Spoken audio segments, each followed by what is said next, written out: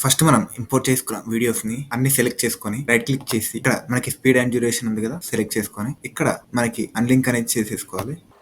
Unlink అనేది చేసుకున్న తర్వాత మనకి డ్యూరేషన్ వచ్చేసి 20 సెకండ్స్ యాడ్ చేసుకోవాలి. 20 ఫ్రేమ్ పర్ సెకండ్స్ యాడ్ చేసుకొని, రిపిల్ ఎడిట్ అని సెలెక్ట్ చేస్తే మనకి ఈ క్లిప్‌కి మధ్యలో ఉన్న ఈ గ్యాప్స్ అనేది ఫిల్ అయిపోతాయి. ఇప్పుడు మనం ఈ ఫస్ట్ క్లిప్‌కి ట్రాన్స్ఫార్మ్ ఎఫెక్ట్ అండ్ డైరెక్షన్ బ్లర్‌ని యాడ్ చేసుకోవాలి. ఇప్పుడు ఎఫెక్ట్ కంట్రోల్‌లోకి వెళ్ళి ఇప్పుడు మనం ఈ క్లిప్‌కి 5 ఫ్రేమ్స్ ఫార్వర్డ్ ఎళ్లి మనకి ఇక్కడ ట్రాన్స్ఫార్మ్‌లో కనిపిస్తుంది కదా! యూజ్ కాంపోజిషన్ షట్టర్ యాంగిల్‌ని అయితే మనం అన్‌చెక్ చేసుకోవాలి. ఇక్కడ మన షట్టర్ యాంగిల్ వచ్చేసి 360 పెట్టేసుకొని ఇప్పుడు మనం పొజిషన్‌కి కీ ఫ్రేమ్ అయితే యాడ్ ఇక్కడ మనకి టైమర్ ఆప్షన్ ఉంది కదా! దీన్ని సెలెక్ట్ చేసుకుంటే మనకి కీ ఫ్రేమ్ అయితే యాడ్ అవుతుంది. ఇక్కడ డైరెక్షన్ బ్లర్‌లో బ్లర్ లెంగ్త్‌లో కూడా మనం ఒక కీ ఫ్రేమ్ అయితే యాడ్ చేసుకోవాలి. ఓకే. ఇప్పుడు మనం వీడియో క్లిప్ స్టార్టింగ్‌కి అయితే వచ్చేసి ఇక్కడ మనకు పొజిషన్ అయితే కనిపిస్తుంది కదా! ఇది మొత్తం ఈ క్లిప్ అనేది అయితే మన ఫ్రేమ్‌లో నుంచి తీసేయాలి.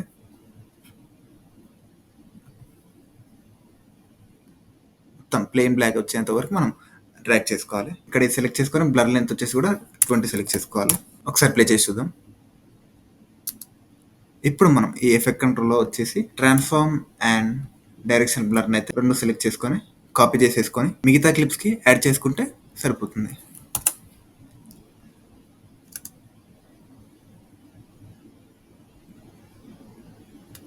And that's it.